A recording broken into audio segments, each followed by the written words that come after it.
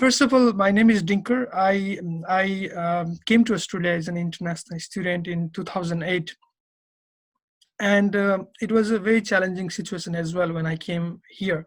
There was a global financial crisis happening at that time, and even I remember that time it was difficult for me to find even a basic cleaning job, even kitchen hand. I mean, I remember going around everywhere in Bondi Junction, yeah, Newtown, everywhere, asking them, "Do you have job? Do you have job?" It was a very frustrating moment, and I realized at that time. I mean, I couldn't actually think properly as well because of the, I mean, I limit myself, and I thought it's a very difficult, and I lost my confidence as well. I completely lost my confidence. But initially my plan was to look for IT job because I always been in working in IT industry for many years, and I had a skills, technical skills. But at the same time, back in my head, I still had my commitment and my determination to find IT job. So although I was having hard time for looking for survival job, but still I was determined to look for IT job. I was regularly looking IT job from different, using different strategies, using different techniques, talking to different advisors, and doing more, so many different creative things. I ended up finding IT job. I started working in IT industry. I managed to get my permanent residency, started teaching in IT industry in different area. And currently, because of my personal experience, because how I gone through as an international student, it was difficult and challenging situation I have faced myself. So that's why I genuinely I try to help international students as much as I can, so at least international students can get some benefit, get some, at least some like, I mean, some feedback, for someone who already gone through that experience. So that's why, based on my experience and my personal experience plus international students experience, we and as a team, we have some team members, they helping as well. We came up with this Student Job Australia. So what the Student Job Australia does is, our main goal for international Student Job Australia is to help international students who has skills, who has, who has determination, who has that, characteristics to learn, to grow. So those international students to connect with employers who is looking for, I mean, the skill international students to fulfill their skill gap, I mean, the space.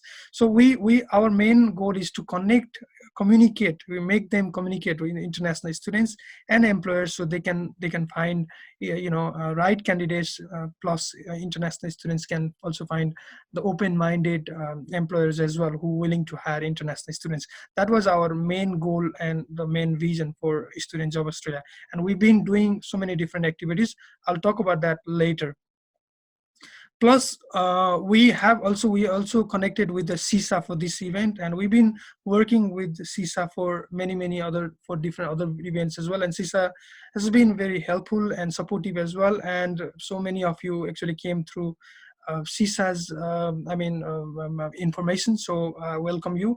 So CISA is, you already know what is CISA. So CISA is it was inaugurated with in 2010, actually, I guess, with the University of Tasmania. And the CISA, actually the peak body of international students, organizations for international students studying at the postgraduates, undergraduate private college TAFE. So actually CISA represents those international students in Australia, and they are the voice for international students. If some issues happen with the international students community, so CISA represents in government level and collaborate with the government and organizations on behalf of international students. So now, let's come back to our specific topic here. What we supposed to talk. So our topic is to here. Let me bring here. the reason for why international students struggle to get job in Australia. So I'll talk about a few important topics here, and plus I'll pass it to our specialist Dick Lamb, who has been working in many recruitment area. Plus he had his own business and he has experience with dealing with many industry as a business consultant and business coach, and he has written very popular book as well. Co-author with he was co-author with Richard Branson for the book as well. So Dick is with us, and he will be talking about his own perspective, how international students can overcome this challenging situation, and why they've been struggling as well. He will be talking about his own perspective, and I'll share my own perspective here. Okay, let me now quickly talk about some points here. So this was an employability seminar we organized 2019 with the CISA together, Student Job Australia and CISA, and we invited some educational big bodies in education industry. You can see some of the photos here. It was okay, and I already introduced myself. Now let's quickly talk about the specific topic. Okay, now I wanna talk about SWOT analysis. So many of you actually have already heard, right, this SWOT analysis technique. People, especially in business area, many new businesses and new startup company, they use SWOT analysis technique, the tool. But we can also use this example as an international student, for our to look for a career, to look for to proper. So let me talk about this one. Sorry, I just get this interruption with the phone call here. Decline. Sorry. Okay. So right now we all are facing this the crisis, and we already know this, right? And this is a coronavirus situation, and because of this crisis, what exactly happening is, this is, we can see the threat. It's a threat situation. So it's like you can see many jobs because of this situation. The companies, many industry, they're deciding now, thinking about actually removing like some employees. They're trying to get rid of like so many people actually, right? And also you can see this from this challenging situation. Now they're reassessing their situation. They actually restructuring the company as well. So this is the threat, right? But now still, because the threat in this situation, we can still plan for the opportunity, which can still, there are so many opportunities happening as well around the world and even in Australia, right? We can think about what are the actually realistic job ideas, chances created by this. What are the job opportunity coming up from because of this situation? In technology, everybody now, the college where I'm teaching at the moment, they have decided actually to do the online session as well. They actually turn their business not only the physical face to face, but they also plan to create an online college as well. So many businesses actually they coming up with this idea of giving space for employees, so employees can work from home. So in that case, they can save office space. They can save the all the resources, active unless other, like the office resources, so people can work from home. So there are some opportunities coming, especially in IT industry, medical industry, and so many other areas. We can see that those what are the changes happening, what are the government bodies actually bringing regulations for these changes. Is any labor shortage happening in the specific area? Like, let's say, we've been hearing this news from healthcare, the aged care, nursing, those areas especially, they're having a shortage in employees, staff shortage. Many construction industry, they having problem with the employees as well. There's a shortage happening as well. Many technical specific area, network security, cyber security, web, developer specialist, they are having the shortage as well. So you can see which area now in 5 years time, what are the industry, what are the industry actually growing, which industry has more scalability, which industry has more, they have a, you can see the for long-term sustainability. So right now, this is also good opportunity for international students to reassess your personal goal, reassess your personal career, reassess and evaluate, which what are the opportunities coming, which industry is growing, which industry have more scalability and possibility. So you can plan yourself, and you can also specialize yourself as well. Like, let's say if you are in IT or in accounting or engineering area, maybe think about having a niche, specializing yourself in that particular area, rather than just I mean being applying job in general. So in that case, you'll be more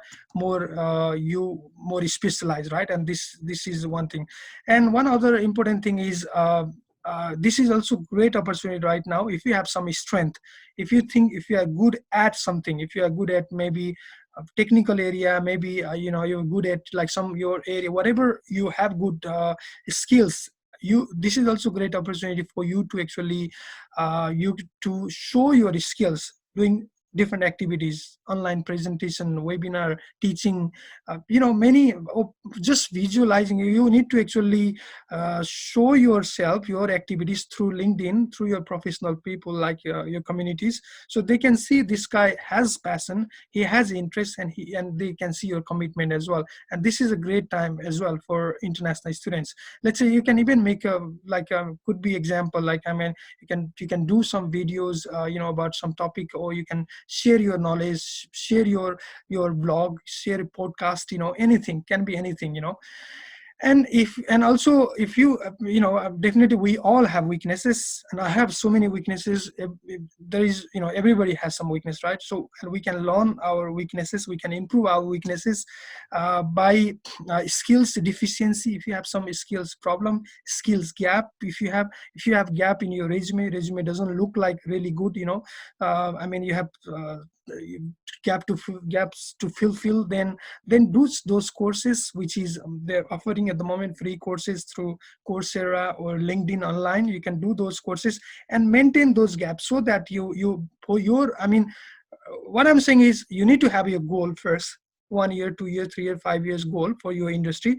Then you can look at those goal. In order to fulfill that goal, what are the skills you need to have, what are the skills you're missing, what are the gap you have, skills gap. So that skills deficiency, you need to somehow you need to develop the skills, doing different courses, maybe participating different activities, participating professional development activities, or participating seminars, I mean, or maybe contacting different industry specialists, talking to them, getting their ideas, getting their feedback. So you can do that as well. So you can minimize your weaknesses, and show your strength, and look for the opportunity, reassess the opportunity, and in threat situation we can be prepared. So now let's go back to the now specific important information. How are we going to overcome the situation as an international student, so the industry can recognize you? Okay.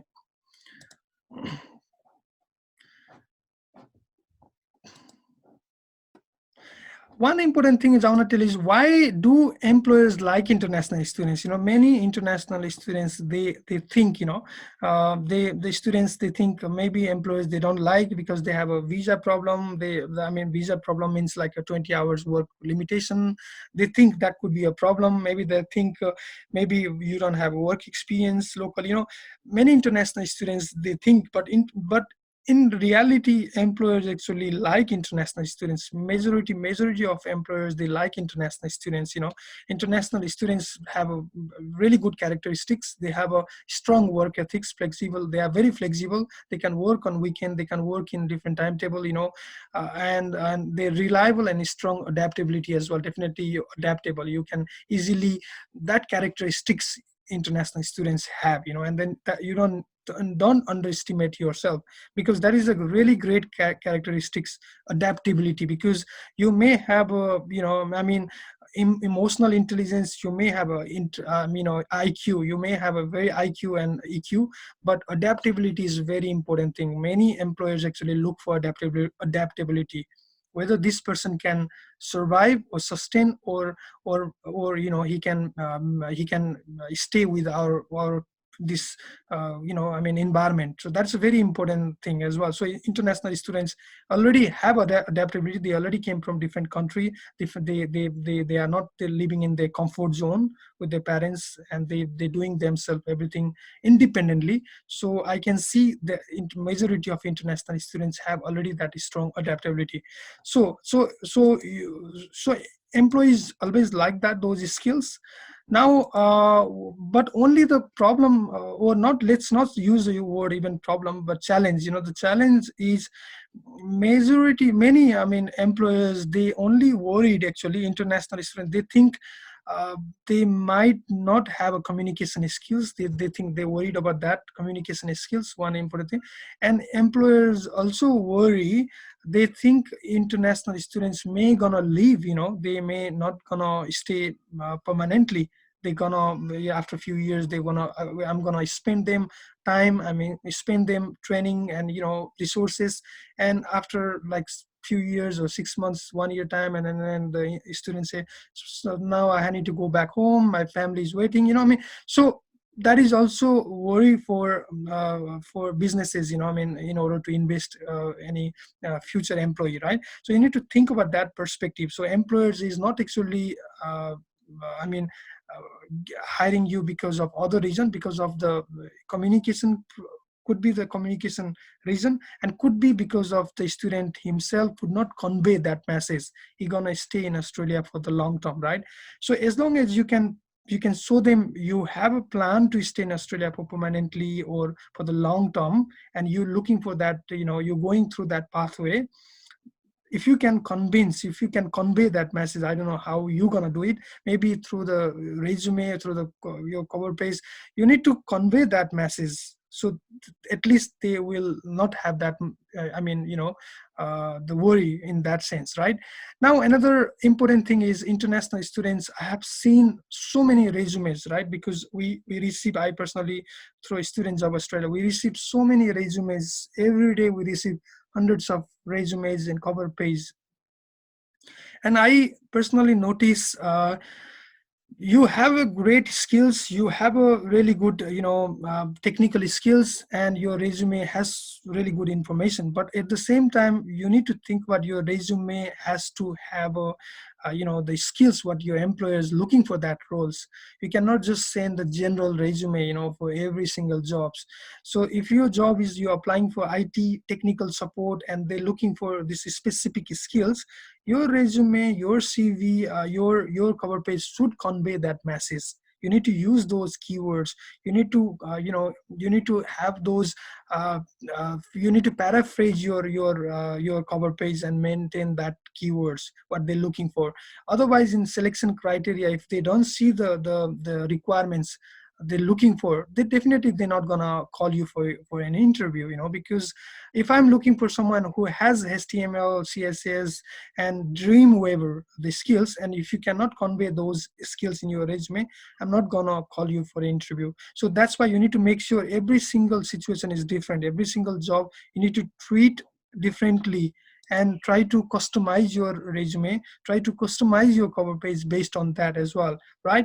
But not only that, put yourself in their shoes, employers shoes, because employers are not looking for someone to teach them or someone to invest their money for as a training center, right? Employers are actually looking for someone can handle work, someone can do serious job, so they can be free, so they can actually earn money. That's their priority, right? They're not there just a volunteer company to give you salary for nothing, right? So they look for skills. So this is a very important thing. You need to think about their point of view, not what you're looking for, what are they looking for. That's very important thing. So when you think about that in your resume, many international students have international resume. Their resume looks like a very international, like if you have a not Australian version, not local. What I'm saying is international in terms of your resume. You need to get rid of, you need to eliminate those unwanted things. If your resume has date of birth, remove that.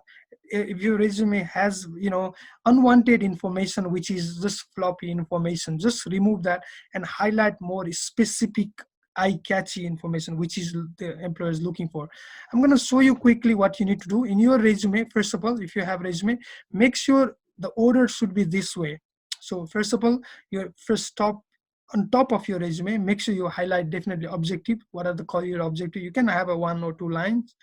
Plus, you can show that what are the key skills you have. That's a very important thing. What are the key skills? What knowledge? What skills? If you have never worked in any industry, which area you specialize? What are your key strengths are? What subjects your high distinction you achieved? You can highlight those key skills you have, right?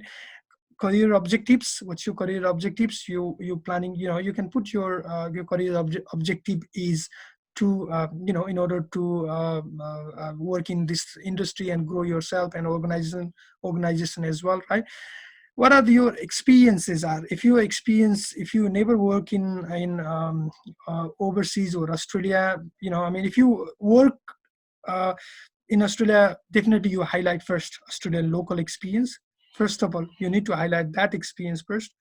If you don't have local experience, then highlight your overseas as well. That's okay. But if you don't have any work experience at all, still it's okay if you have some volunteer experience.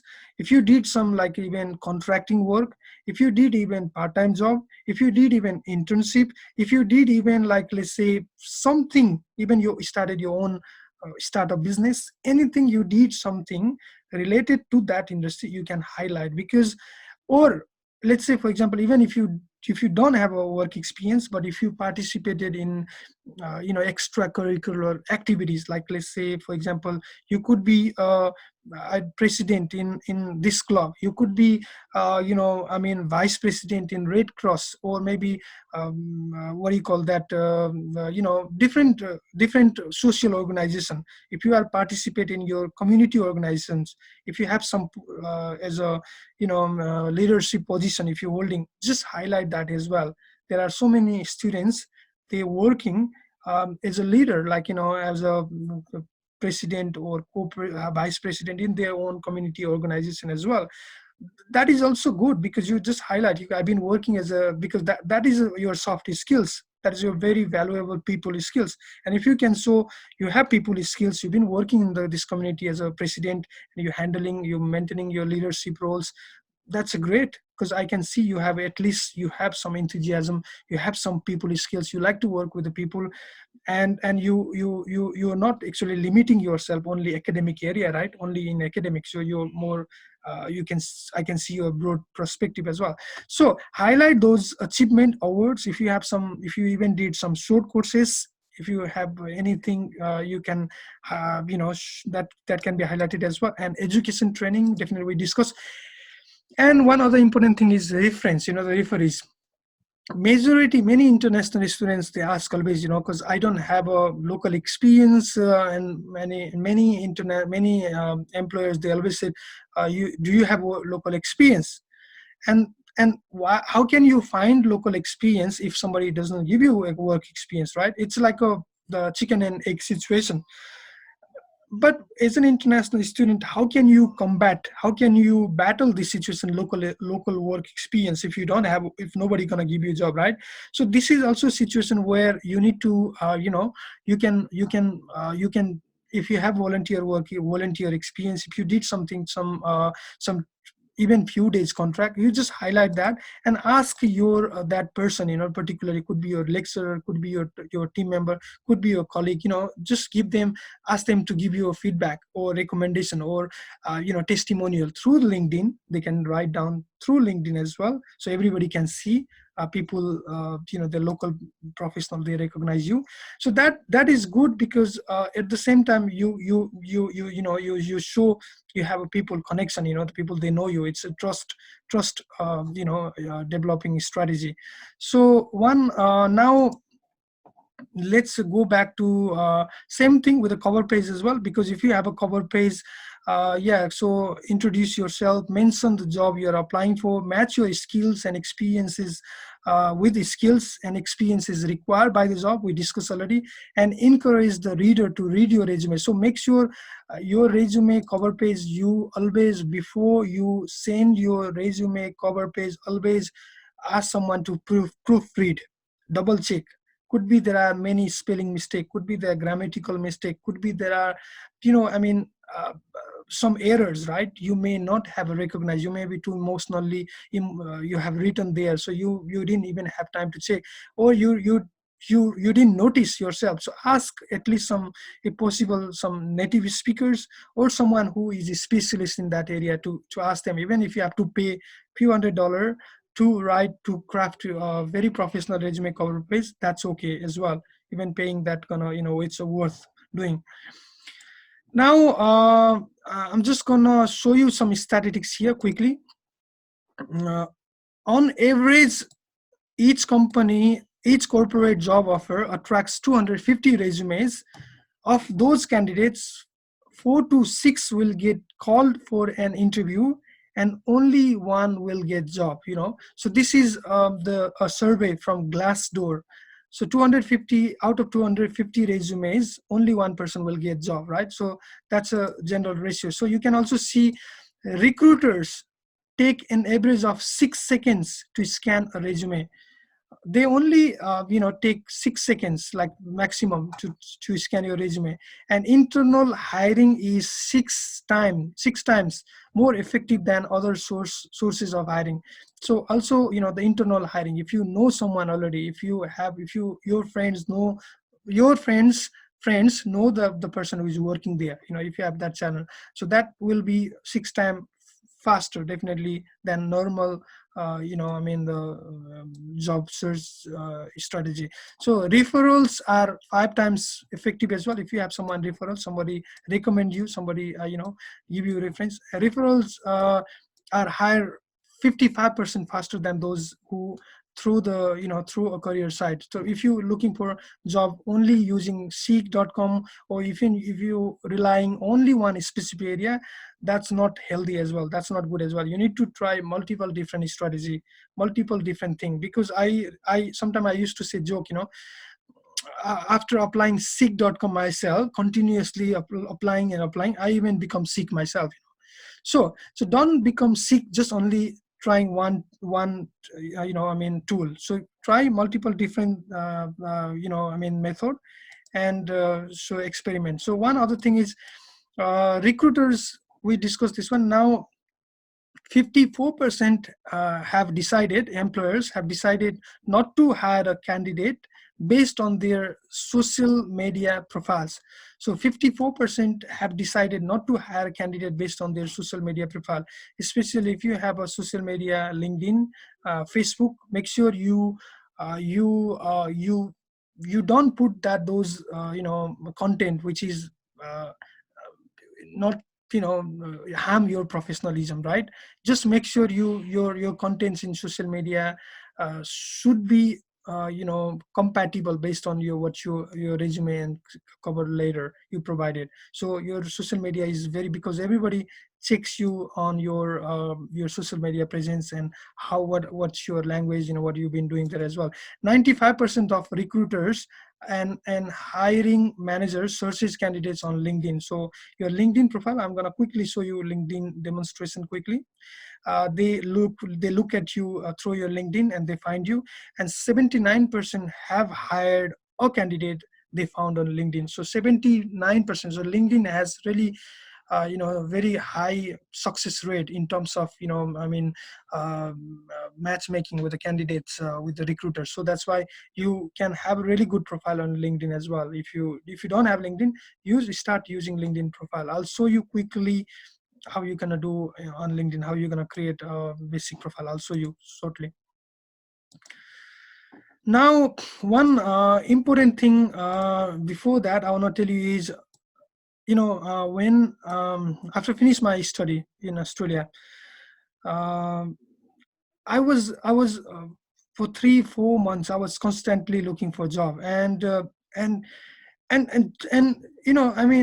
that time I was constantly, I was very determined, I was very serious, and I could, I could see myself working in a big IT company.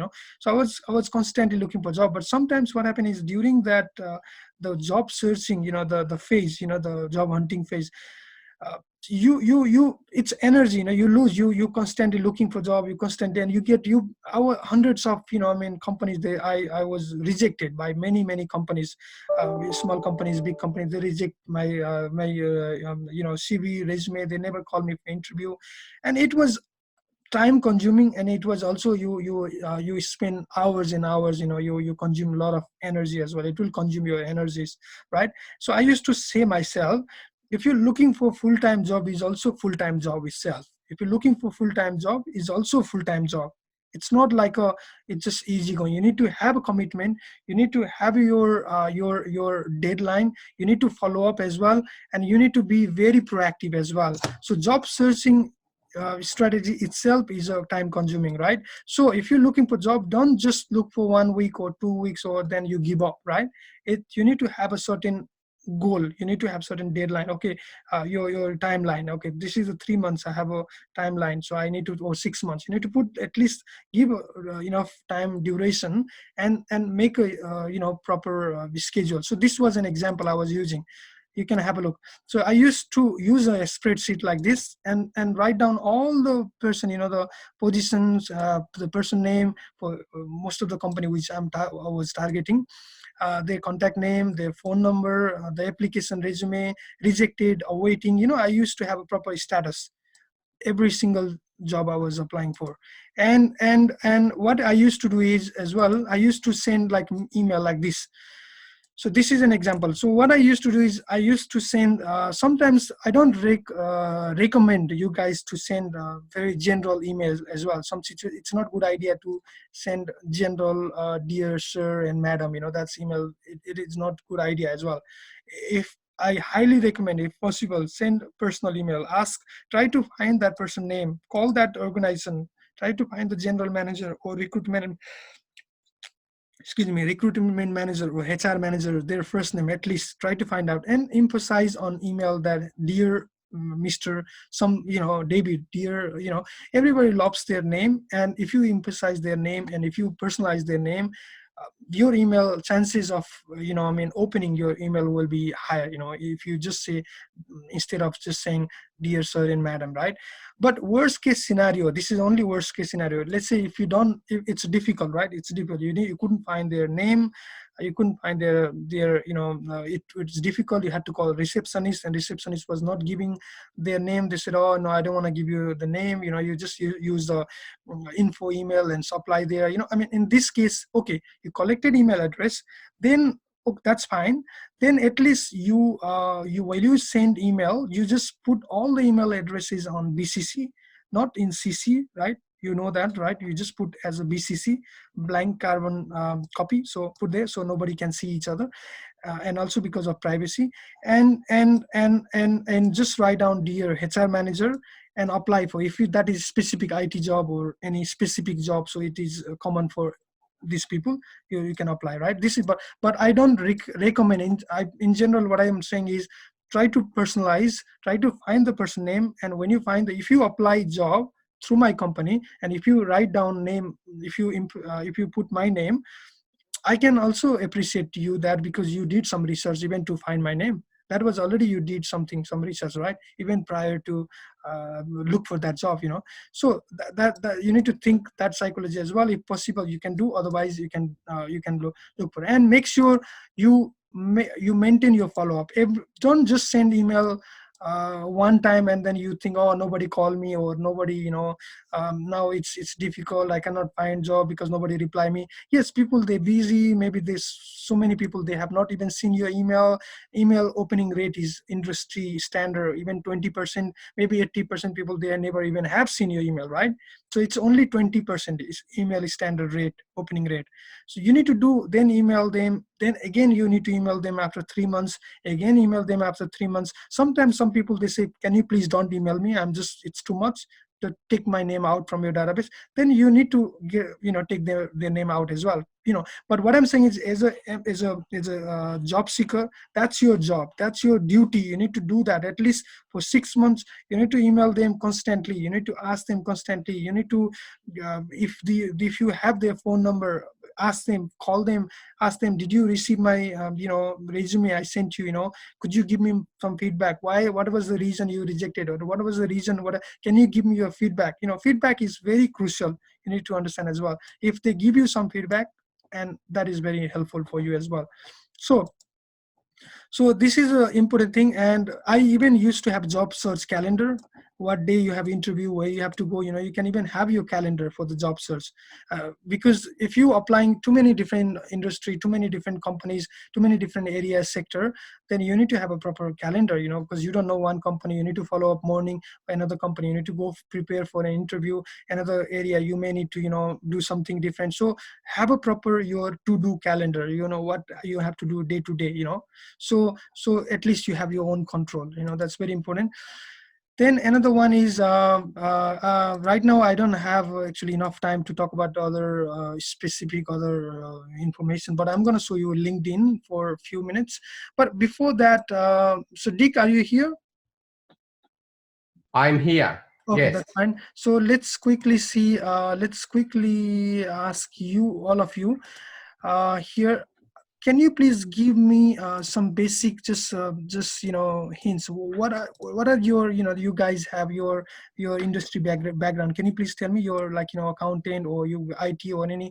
Can you just give me just write down the keywords here in chat? Put in chat. Yes. Yeah. What's your background? What's your industry background? Can you please write down?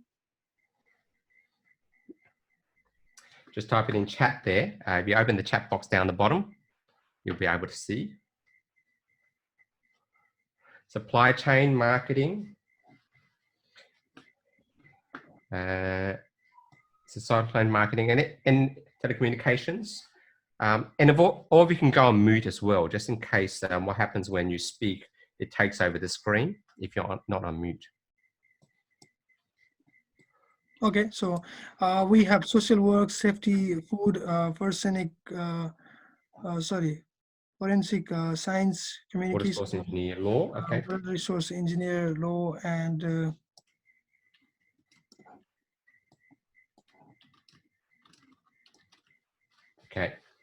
Okay, great. Okay, that's fine. Okay, now I'm just gonna Dick. What I'm gonna do is I'm just gonna show them LinkedIn, job search strategy on LinkedIn quickly, and then after that, you can take over. Is that okay? Okay. Yeah. Okay, let's have a look LinkedIn. So I hope you all have LinkedIn account, right? You all have LinkedIn account. So let's quickly see LinkedIn as an example. My LinkedIn profile I'll use.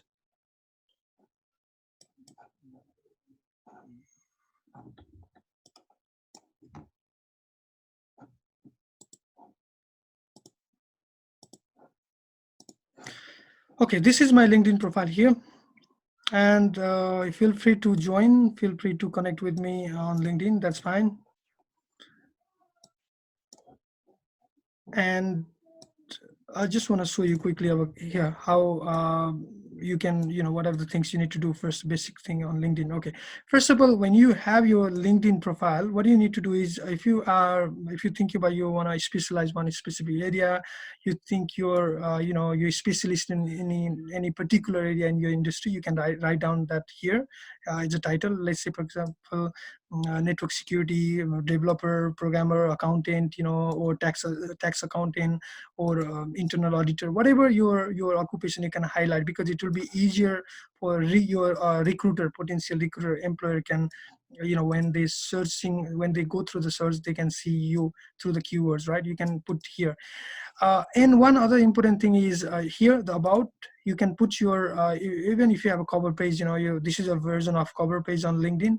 Write down some, the cream part of your cover page. What's your goal? What's your vision? Where do you want to see yourself in 5 years time? And what's your, skills you have, in your industry. You can just write down those information here about. Then here, this area here, if you have, definitely I've discussed previously, work experience. If you always highlight a student work experience, if you have local work experience. If you don't have, definitely industry international, or if you don't have any, then I discussed previously, you can also use volunteer experience. If you did something like, let's say for example, if you participated some organization, social organization leadership role, you could be Toastmaster, you could be any international friends, any other organization. So you can write down those what you've been doing there. The main thing is, it's not the role is important. You could be president, but what was the role you've been actually handling? What was your commitment as a president? That is very important, not actual title itself, right? And you need to write down your job description, your your responsibilities as a president, or as a organization, what you've been working.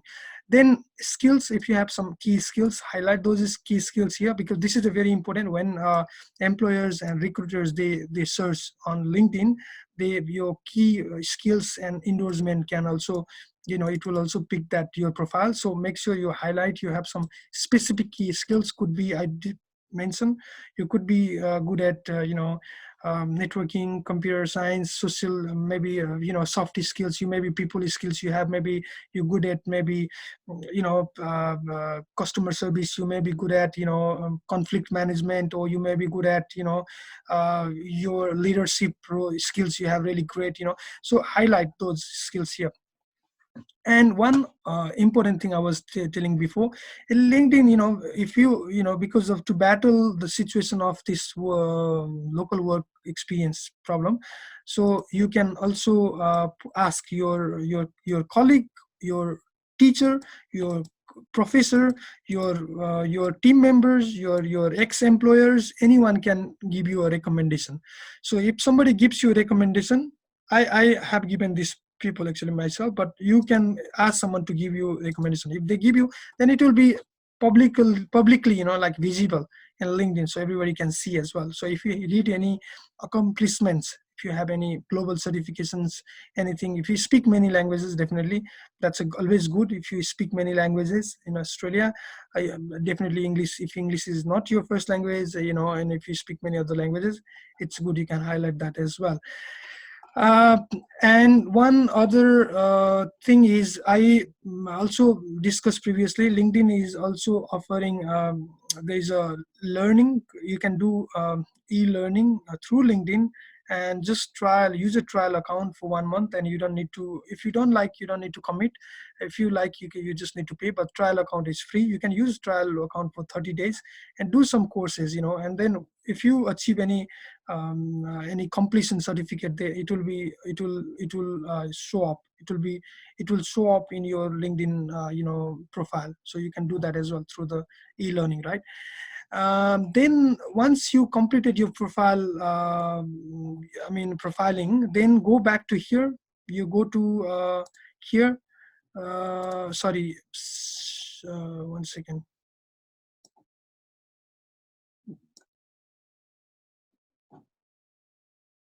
Then you go back to the settings and privacy.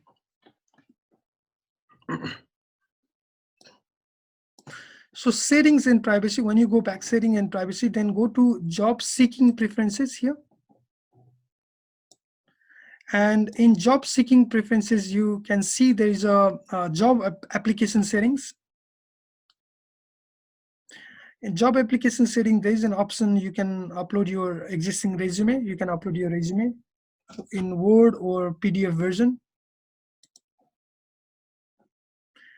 Then you go to, you click this option, let recruiters know you are open to opportunities. Click that option, and you let recruiters know you are open to opportunities. Then you enable this option here. So you enable, once you enable these options, you can see many recruiters and business companies, they can see your profile will be visible, because by default it was it was not actually, you didn't allow them to be on search, right? So you can enable this one. Okay, so then once you completed this option, this enabling option, then you go back to the network here, my network.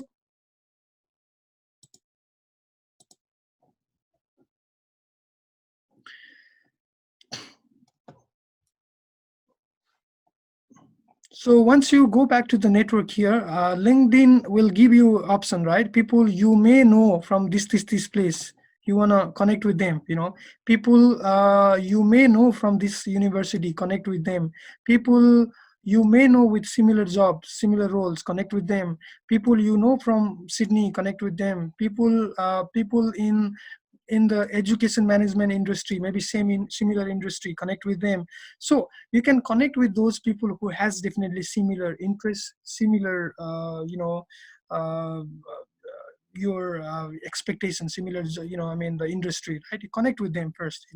It's already good, it's a good idea to connect with them. And when you connect with them, don't just send this connect bluntly, but just write a short message. Ask them, hi Roshan, hi Danica, I would love to connect with you because I can see you have a similar interest, similar work, I mean, you working in the similar industry where I am working at the moment, so I would love to connect with you and share some of my views in regards to the updates, for the current industry updates. So you can write some very as a human, the message, and connect with them, so it's a good idea when you connect with them. And when you can connect not only them, but you can also go to the companies here, businesses, jobs.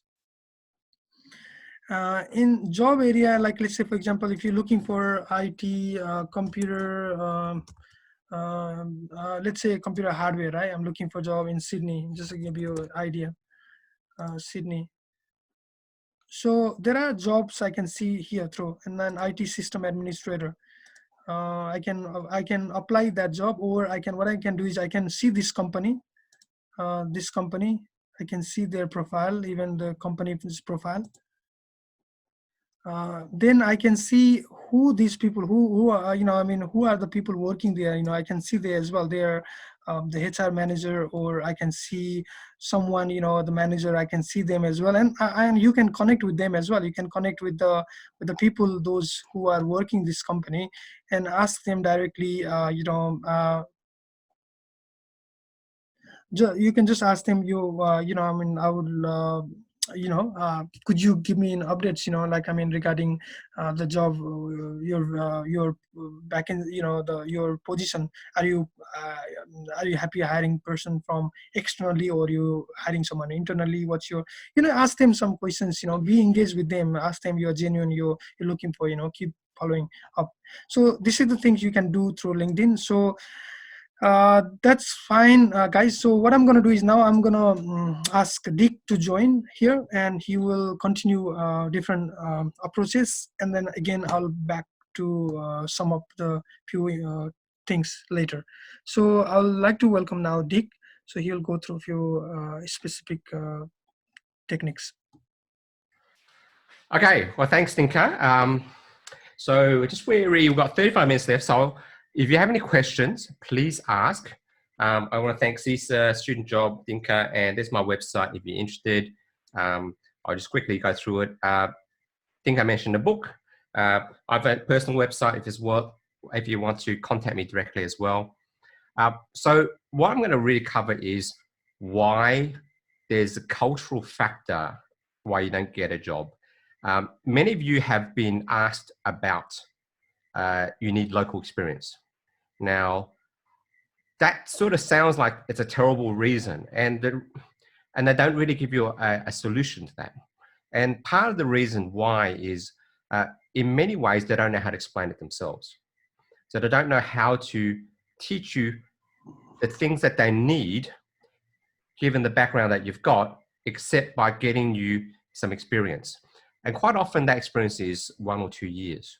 So what they want to do is they want you to work somewhere else for 1 or 2 years, and then they feel like you are suitable for them now. So there's actually reasons to bypass that as well. So I went through this yesterday even with a person who works for me, and she's Russian, but she worked in the Middle East. And she told me literally it took, when I showed her some of this information, she said it took about 1 or 2 years before she could sort of get familiar and understand. So we're getting questions there, but I won't cover that right now. So there's a guy by the name of Gert Hofstede. Some of you may have heard of him. He did a lot of research on culture in different countries, and there's a lot of different measures, and I want to focus on two. And these two will help you understand why it is that different cultures can behave differently and what to do about it as well. So what I might do is I just get everyone to mute their video or mute their sound if they haven't done so. But I'm going to cover these two areas. First, one is called power distance. So power distance means this. If you have a boss, one of the questions that I would ask to analyze this measurement is how likely are you to argue with your boss? And a lot of the answer, a lot of time is from other countries is not very likely at all. The boss is king. The boss does what, if I just have to listen to the boss and whatever they say, I must do. And I don't want to make the boss lose face in any way. So that's one sort of measurement. Now, she told me this literally, this person I spoke to yesterday, she told me, yes, we can't, it took a long time to get adapted to that. The second one is individualism. And this relates to goals. So what this means is, do you have goals which are more individual compared to goals which are, I want to take care of the company, I want to take care of the family, I want to make sure everybody is taken care of rather than myself. Now, if you look at movies, for example, a lot of the Western English-speaking Hollywood sort of movies, it's about somebody doing it their way, making millions of dollars, overcoming all the odds. Whereas there's other types which are, I'm here to take care of my family. I want to make sure my family is taken care of. Now, these two measures are very important. So I'll show you quickly. So here's a measurement. So China, for example, power distance is 80. So to scale, the higher it is, the more respect you have to show for someone who's more senior than you. Individualism 20, meaning the focus is more on the family, listening to your family and doing what's right for your family, rather than doing what's right for yourself and doing things your own way to achieve things for yourself. Okay, so I'll put up a few countries. So it's India, which is similar power distance, a little bit higher individualism. The Middle East, where this person worked, you can see high power distance, low individualism. Philippines, once again, that similar trend. Now, if I compare this to the English-speaking countries, Australia, power distance isn't necessarily low. It's we were respectful to seniors to a degree, but we expect to be able to have our own opinion and debate with our boss about what's right or wrong, challenge our boss, right? And higher individualism. You see how high that individualism is. We want to achieve. We have, I guess, what we call ambition.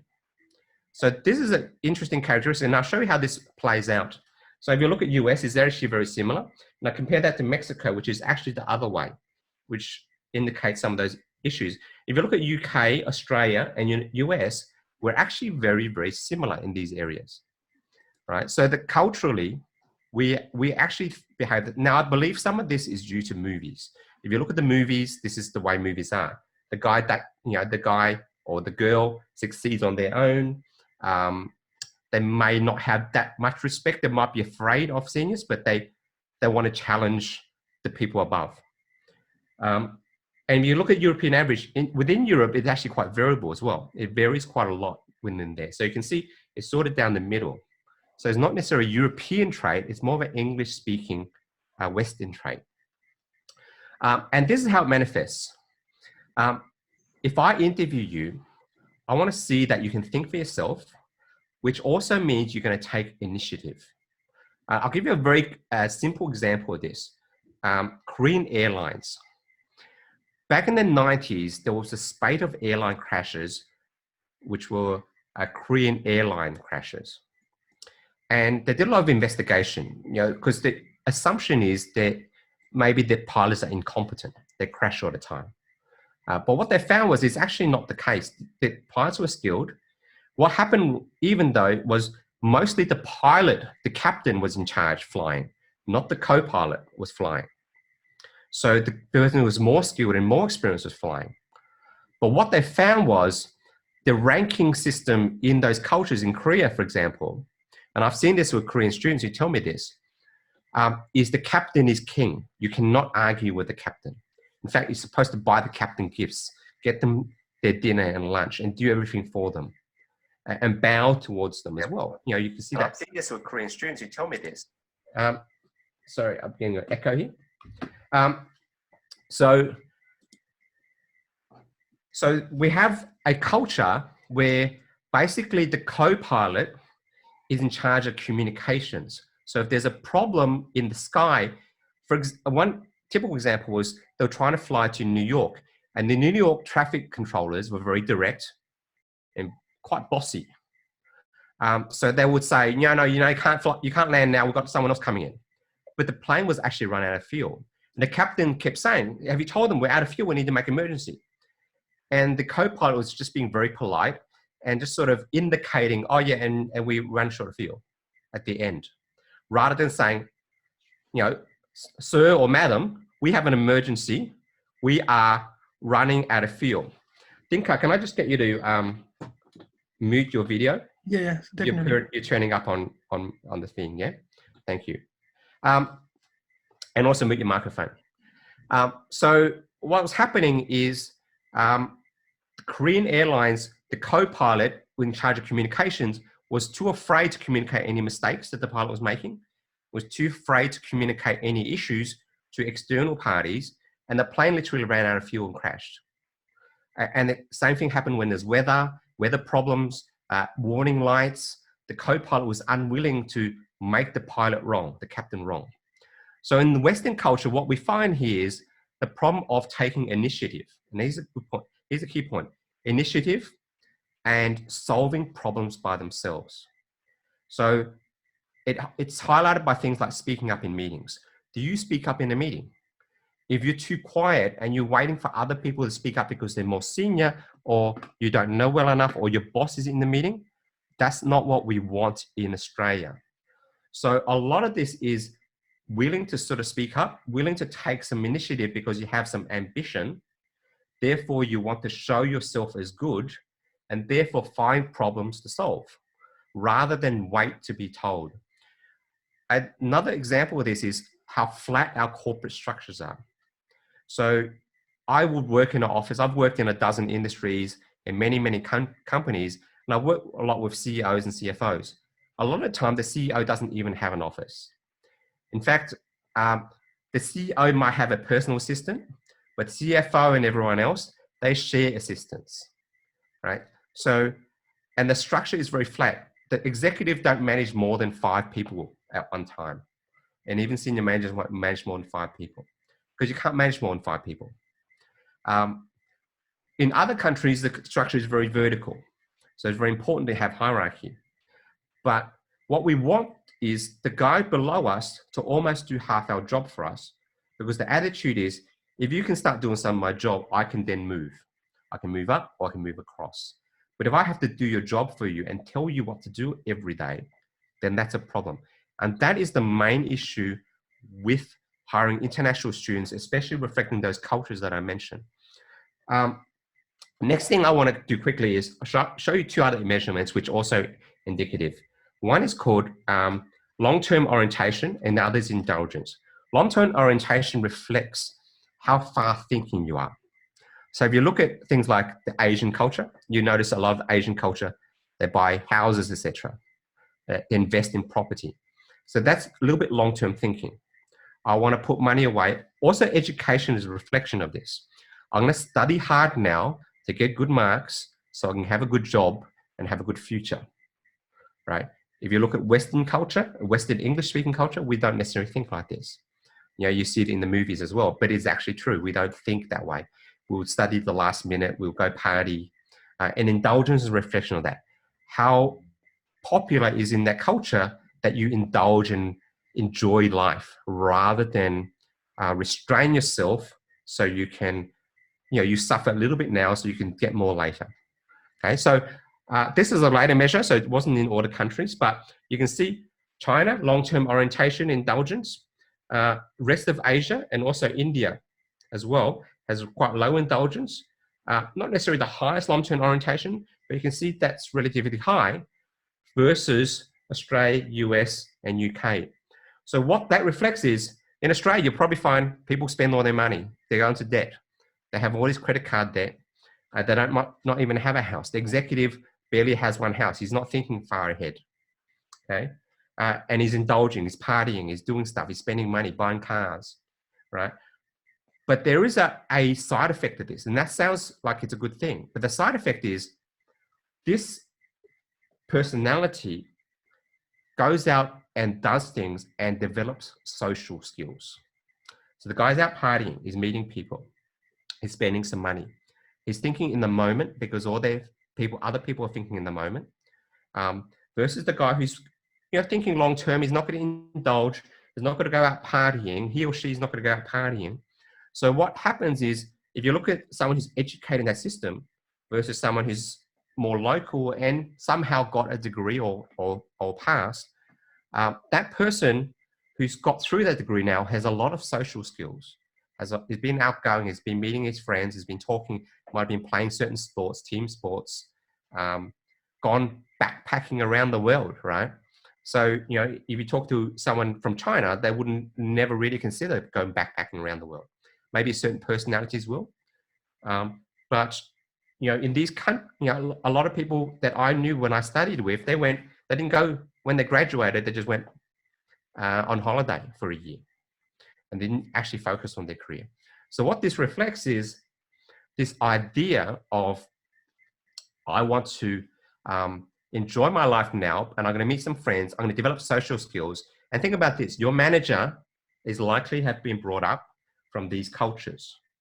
So your manager is thinking social skills are important, education not so important, and I'll explain this a little bit more why.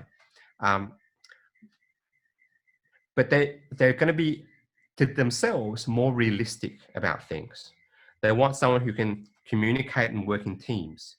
Education is not so important, and we want those those soft skills that people talk about. So let me just show you quickly. These are a couple of pictures, right? So form yourself an image. I'm not trying to be discriminatory, but I want to compare, right? So if we meet these, we get a first impression from these people. And this is a point about first impressions. If you're running into the problem of we need local experience, think about who that applies to in these pictures, right? The guy in there looks a little bit more social. We're probably not going to tell him that reason. If he would more likely be rejected. Now, this is just a picture, right? It's not necessarily true for these people, right? But this was at the wedding, for example. This was a picture, and this is free, available online. So I haven't taken anyone's personal copyright. So this was at a wedding, and you can see how differently they're dressed for a wedding, and this person is just doing a normal shot. But the first impression will often be quite correct, at least what recruiters and managers will perceive. They did a lot of studies where they actually assessed lecturers. What they did was take a 10-second clip of a lecturer, and then they showed it to people, but they also took away the sound. So looking at 10 seconds of a lecturer just going through the motions and having people rate the lecturer, what they found was the rating was not too dissimilar to people who actually attended that class for the whole semester. So the experience tells people that their first impressions are fairly true. It's fairly accurate.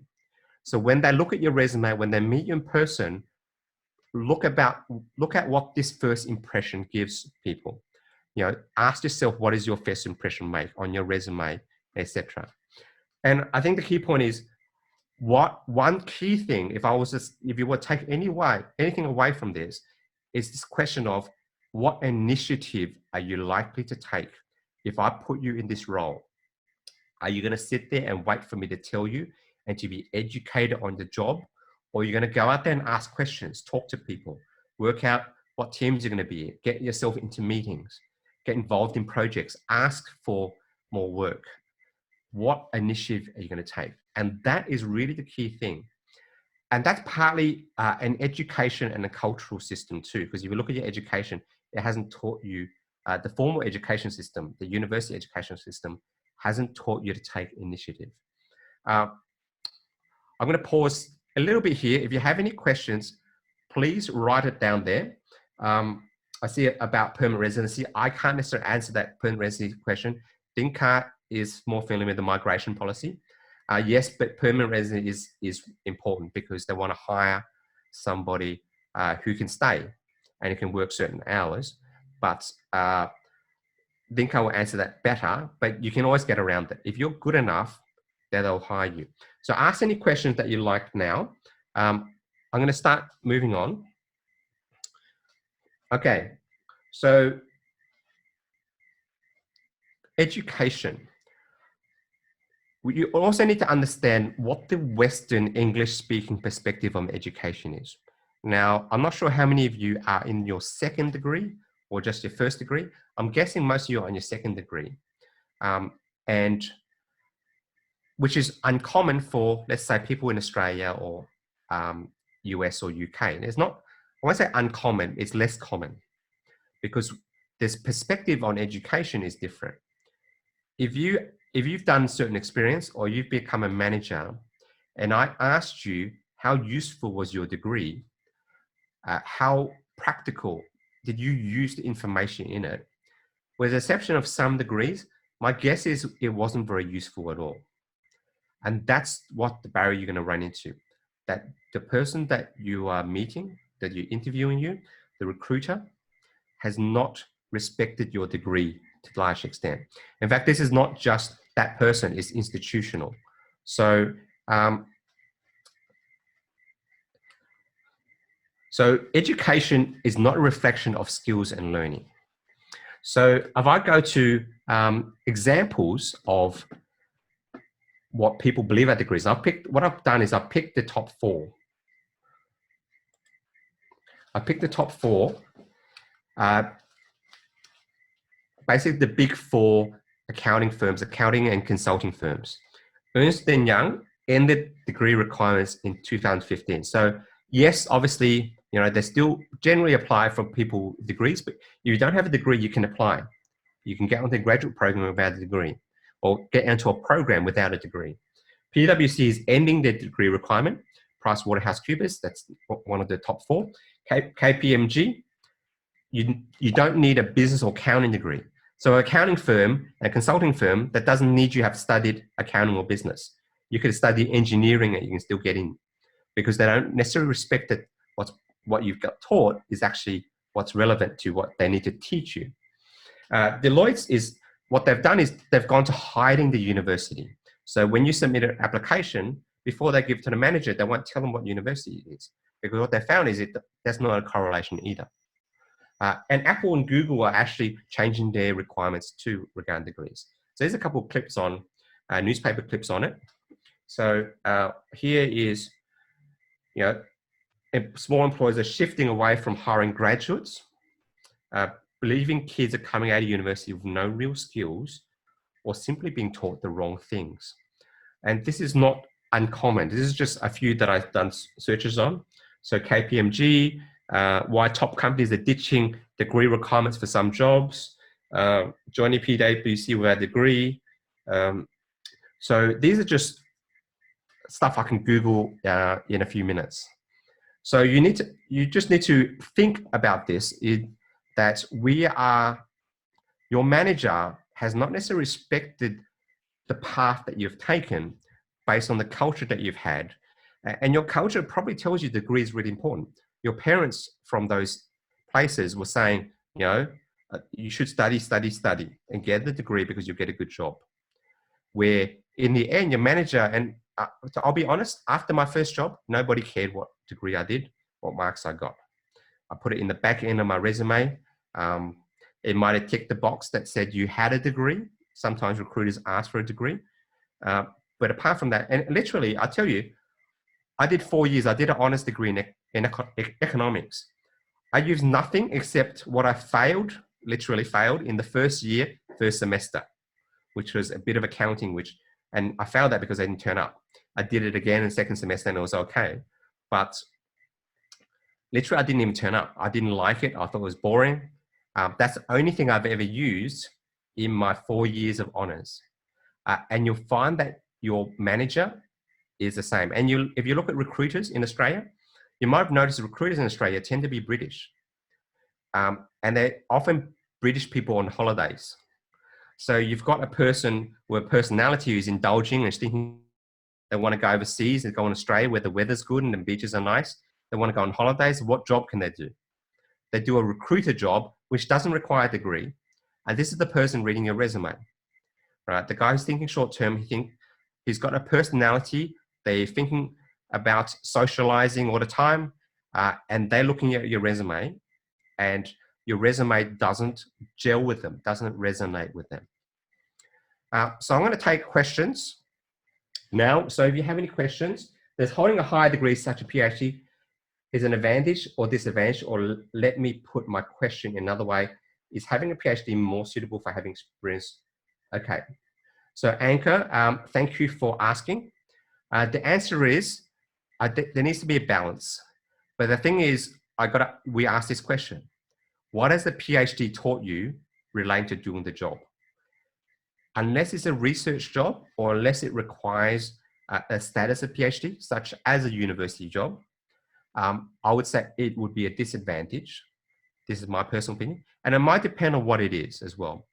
Maybe because realistically, what have you done in your PhD? You've written a paper which is considered significant in the field, but that's not what's used in reality. And I studied econometrics, and my head of school was talking about, how you could use this econometric advanced study to further do things and consult with companies. But the reality was very few companies require that. Maybe government departments will ask for that because that's a status thing for the government to say, we got a university professor or a PhD person to do research on this, and this is what they discovered. But in the private sector, it would be a disadvantage, in my opinion. So PhD versus 3 or 4 years, I would take 3 or 4 years any day. Because also what I think is I would have to deprogram or uneducate the PhD person to thinking practically. And that's my opinion, and you might not agree with me, but the thing is you've got to fight against that first impression. When someone reads your resume, you've got no experience, you've got a PhD. What can you do? What can you give me right now? So any other questions? Okay, so I'm just where we've got 10 minutes. I'll just give you a couple more things. What I'll do, I'll just go quickly. All right, so what skills do I want? I want broad versus, I want applied and specific education. So in terms of skills, I won't go into that. They did a law study where they looked at minority students in 2000. They looked at minority group students. In the US, you might have heard they often get minority groups that give them an easier path in university. So they have lower marks, and they all graduate as well with low marks too. So they enter with low marks, they graduate with low marks, and then they analyze how successful they were after. Okay, so they compared them to students after graduating, and they find there was no difference in their success. But the measure of success of income, happiness, position in the company, all the measures of success for law student graduates from the minority group who had low marks, entered with low marks, graduate with low marks, would not have got into, most of whom would not have got into the law program if they weren't in a minority category. They had no difference in success rate.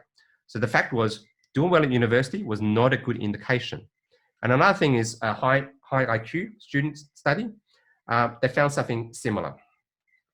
So they took 1,500 juniors kids, tracked their success over every 5 to 10 years. And the result was the same as if they took a random pool of kids with a similar background. Right? So it reflects what people sort of know. Education was not the path to success, not the path to doing better. So if I just do this quick, I won't go through this. Okay, social skills.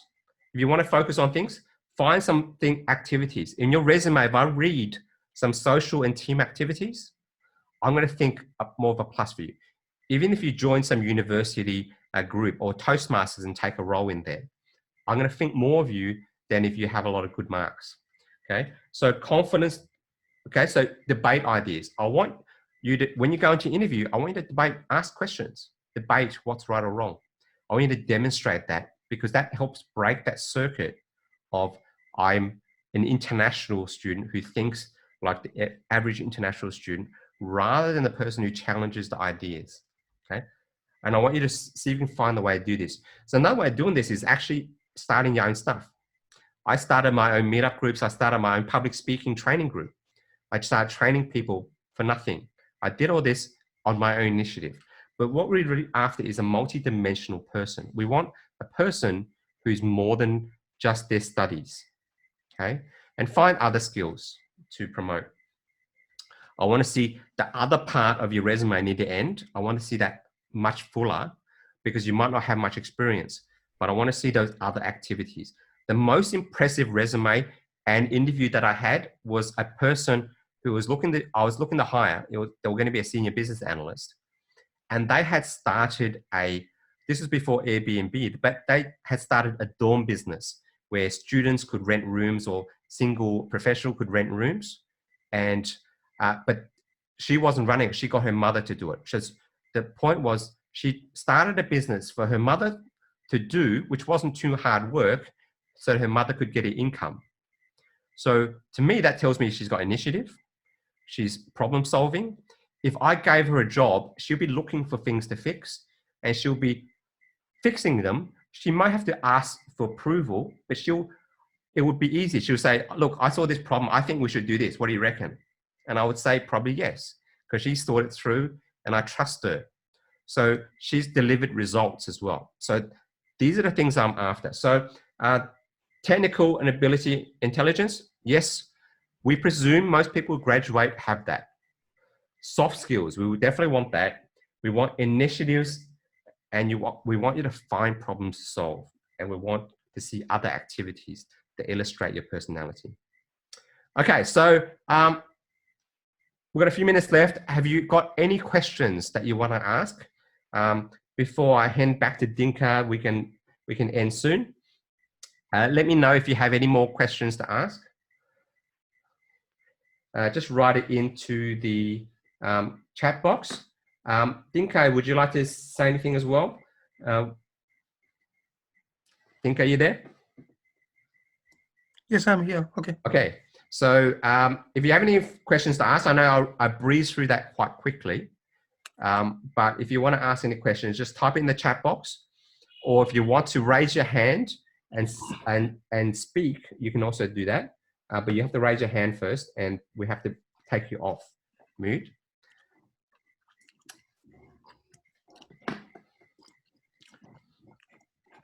And I'm just about finishing on a third online training course as well, to teach people interview skills, resume skills, all those, some of these cultural factors, and how do you approach, how do you apply the hidden job market as well. I'm going to go through all that.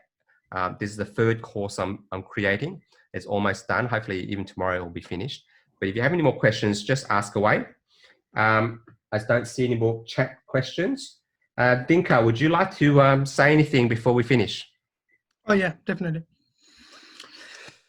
So thanks, first of all, thank you, Dick, for your explanation about the different cultures, cultural aspects, that was excellent. Cool. So now I want to quickly tell you all of our international students, community friends. Yes, definitely. Susan, yes, I'll share some valuable information. We'll send. Dick will definitely, he will share as well some valuable information. And he has something to, you can talk about, like, your course as well, Dick, if you have a few minutes time later, you can talk about your course. And Dick will be definitely offering his valuable course as well for you guys for a special price.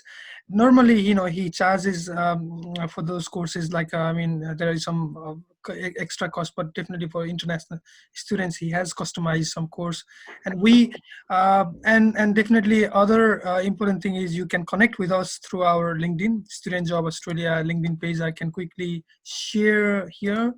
And we are at the moment we are in the process of connecting with so many different organizations, especially in IT and accounting and many other different industry. So you feel free to connect with us via. Did I share my LinkedIn profile? One second. Yeah.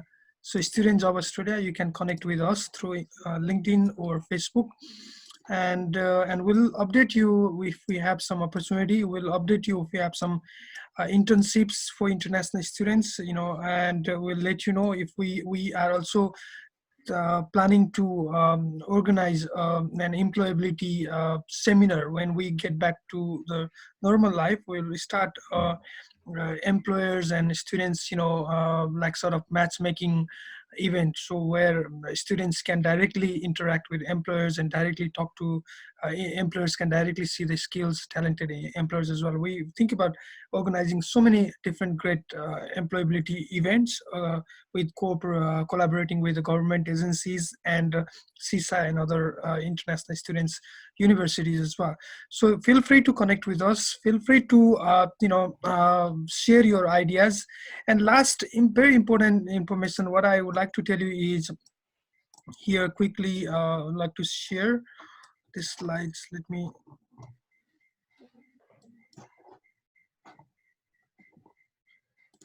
Okay, so can you see this slide?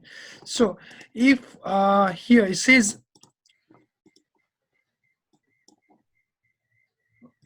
if opportunity does not knock, build a door, right? So sometimes, like end of the day, you have to be you need to be a creative as well. You need to think about some if you don't find, let's say for you trying, but sometimes, yeah, you can think about becoming a freelancer, think about doing something. You can I mean, I have seen some international students, in the end they started their own business as well, as a startup company. Think about so many great things you can do. I mean, if you it's not like, I mean, you're trying your best, but at the same time think about some other different creativity, right? Even let's say, I'll give you an example. You can start your, even if you are a web designer or developer or IT support, you can talk to your community, you can talk to your friends, you can talk to your local small businesses. Start from small, try to ask them, you have these skills, create a business card, doesn't cost that much money, $40. Make yourself, I'm an IT specialist, make yourself, I mean, have technician, I mean, talk to your local vendors, talk to the local shops, local, they are more approachable, they can easily talk to you, right? Instead of thinking about big companies, and because big companies have to go through their hierarchical process, bureaucratical process, so maybe you don't hear that the message quickly. But approach small businesses, start from small, because even for, I think, for the next 6 months, many employers here, they will not feel comfortable hiring even local people for full-time position, because of the situation. So the good thing is, trying for contracting job, trying for freelancing job, trying for project by project, that will give you confidence as well. And at the same time, you have a you will also build an opportunity to so you will also have an opportunity to, at the moment, um, at the same time, build a trust with the employers as well. So that's a thing. Now I want to pass to Dick. Yeah, because my daughter here, actually, she's just interrupting. Lisa, you want to say hello to everybody? If you can stop sharing your screen, that way you can see it better. Okay, you want to say hello? Hi to everyone. Just stop sharing your screen, Dinka. Okay, that's fine. I'll just stop sharing because we are at home. So this is the situation. Okay, that's fine. I'm just going to stop sharing. And Dinka's just had a newborn as well, new baby. Yeah, so yeah, so many things happening actually. So that's fine. So guys, so that's fine. Now Dick, you're still sharing your screen. I want to share my screen. If you can just get off. Yeah. If you can stop sharing. Yeah. What's your name? Dinka, I can still see your screen.